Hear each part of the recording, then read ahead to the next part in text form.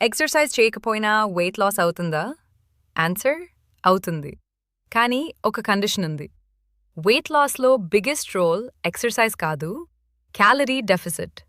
అంటే మీరు తిన్న క్యాలరీస్ కన్నా తక్కువ క్యాలరీస్ కన్జ్యూమ్ చేస్తే వెయిట్ తగ్గడం స్టార్ట్ అవుతుంది. కానీ ఎక్సర్సైజ్ చేస్తే ఇంకా బెటర్ రిజల్ట్స్ వస్తాయి. ఫ్యాట్ లాస్ ఇంప్రూవ్ అవుతుంది, మజిల్స్ స్ట్రాంగ్ అవుతాయి, మెటబాలిజం సపోర్ట్ అవుతుంది, బాడీ షేప్ కూడా బెటర్గా ఉంటుంది.